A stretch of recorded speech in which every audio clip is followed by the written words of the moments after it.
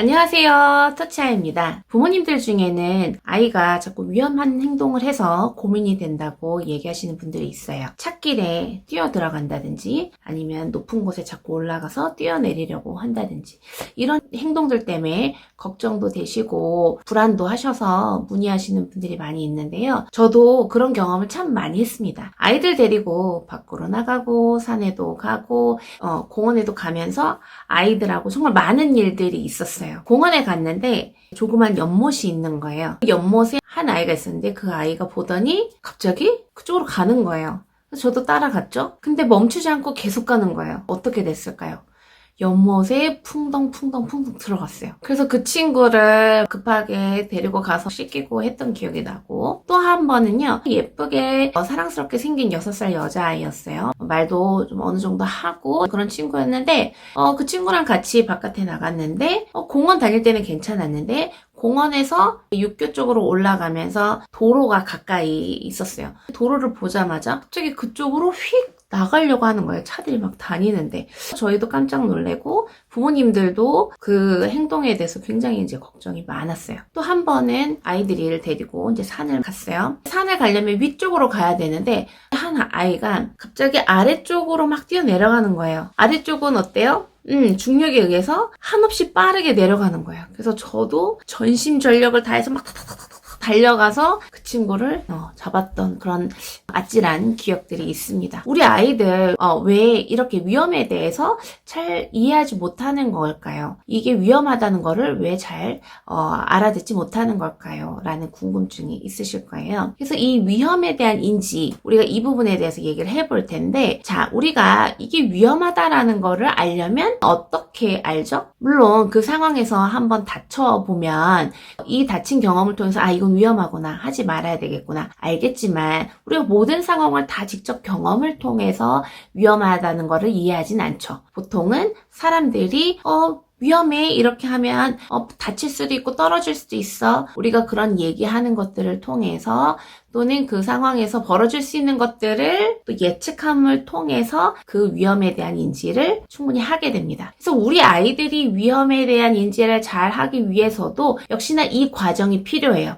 뭐예요? 첫 번째로 이 공간에서 사람들이 어디서 뭘 하고 있는지를 충분히 볼 수 있어야 됩니다. 자, 신호등이 있어요. 신호등에서 어때요? 사람들이 찻길로 바로 가지 않죠. 기다립니다. 신호등의 신호를 기다리면서 초록불이 될 때까지 기다립니다. 아이들이 사람들 중심으로 공간을 볼 줄 알아야 돼요. 사람들이 여기는 기다리고 있네. 그러면 자꾸 그런 공간에 갔을 때 우리 아이들한테 여기 봐봐, 사람들 기다리지, 기다리는 곳이야. 기다리지 않으면 차랑 부딪혀서 아플 수 있어, 위험할 수 있어, 이런 얘기들을 해주시는 게 도움이 되고, 또 무엇보다 우리가 계속 강조하는 사회성이 좋아지면 자연스럽게 탐색합니다. 그러면서 여기는 사람들이 앉아서 밥을 먹는 곳이구나. 그러면 아이가 나도 앉아서 밥을 먹어야지 라고 생각하지, 아이가 다른 사람 다 앉아있는데 막 위로 올라가고 주방이 있는데 뜨거운데 다가가고 이런 행동을 하지 않거든요. 그러니까 사회성이 이 위험인지 를 발달하고 형성하는 데도 굉장히 중요합니다. 우리 아이가 위험인지가 잘 안 된다고 여러 가지 걱정이 되실 수 있는데, 지금 하고 계신 몸놀이도 하고 공동육아도 하고 친구들 만나서 어울려 노는 그것이 결국에는 자연스럽게 위험에 대한 인지가 될 수 있도록 도와주게 되는 건데요. 이 위험인지가 잘 되지 않는 거의 이유 중에 또 하나는 뭐가 있냐면은, 타인의 감정을 공감하는 게 원활하지 않을 경우, 타인의 감정 공감 능력이 부족할 경우 위험인지가 잘 안 될 수 있습니다. 누군가가 위험해! 라고 했을 때 왜 그러지? 왜 이렇게 불안해하고 이제 무서워하지? 그 반응을, 감정을 공감할 수 있어야 이 상황은 내가 조심해야 되는구나, 내가 여기서는 막 뛰어나가면 안 되는구나 라는 거를 자연스럽게 이해하게 됩니다. 무엇을 통해서? 다른 사람의 표정과 말투, 어떤 행동에서 느껴지는 감정을 공감하면서 그 사람의 감정도 공감하고 이 상황이 이해가 되면서 그러한 위험인지가 잘 형성이 되게 됩니다. 그래서 우리 아이들이 위험할 수 있는 상황에 대해서 잘 알 수 있어야 되죠. 엄마가 주방에서 국도 끓이고 후라이팬에 불도 사용을 할 때 뜨거, 안 돼, 이렇게 하면 엄마 표정이랑 이런 게 왜 뜨겁다고 하는 거지? 뜨거운 거는 위험한가 보네. 그럼 내가 안 가야지. 이렇게 하면서 엄마 표정도 듣고 엄마가 하는 행동, 엄마가 하는 말을 통해서 그 상황을 이해할 수 있게 돼요. 근데 우리 아이들 중에는 사람들한테 관심이 적은 케이스가 대부분입니다. 사람들이 여기서 어떤 표정을 짓고 어떤 말을 하고 어떤 감정을 표현하는지를 잘 관찰하고 잘 이해하지 않게 돼요.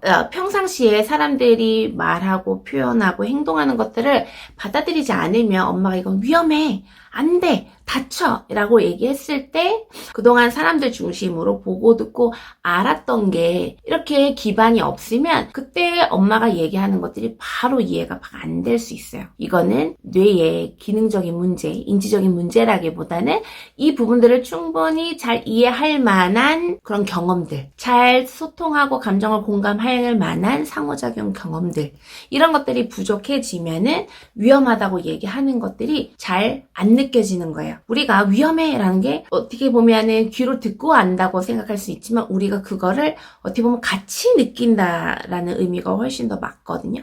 엄마가 말하는 그런 감정과 톤에 따라서 자기도 깜짝 놀라면서 이건 그러면 안 되는구나 하면서 그 감정을 같이 느끼는 과정이 어떻게 보면 이해하는 건데 그 공감이 잘 안 되고 엄마의 행동과 표정을 잘 읽어내지 못하면 엄마가 말하는 거를 잘 느끼지 못하게 되는 거는 당연한 거겠죠. 우리 아이들이 일상에서 충분히 위험하지 않게 안전하게 잘 자라줘야 부모 마음이 편안해지죠. 우리 아이가 위험인지가 잘 안 되면 부모님들은 막 불안합니다. 오늘 유치원에서 체험학습 간다고 했는데 선생님을 잘 따라갈지 혹시 도로에서 뛰어들어가지 않지 불안해요. 그쵸? 오늘은 아빠가 등산을 같이 간다고 했는데 거기서 조심하지 않고 내려오다 굴러 떨어지면 어떡하지? 굉장히 두려워집니다.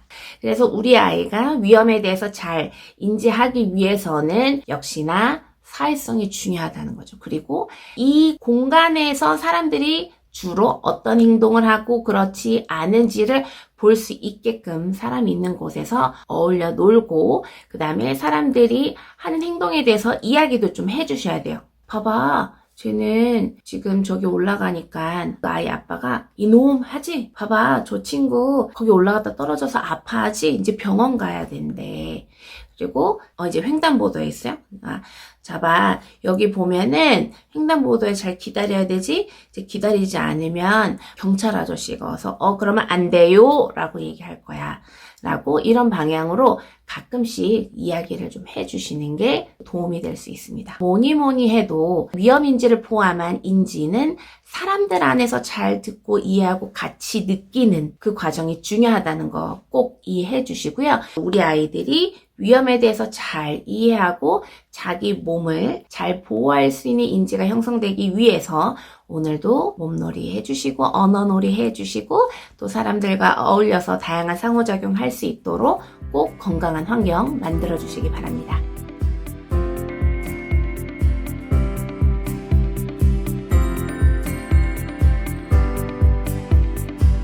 이번 영상도 도움이 되셨길 바라고요. 좋아요, 구독, 가입까지 부탁드리고 전 다음 영상 들고 찾아뵙도록 하겠습니다. 감사합니다.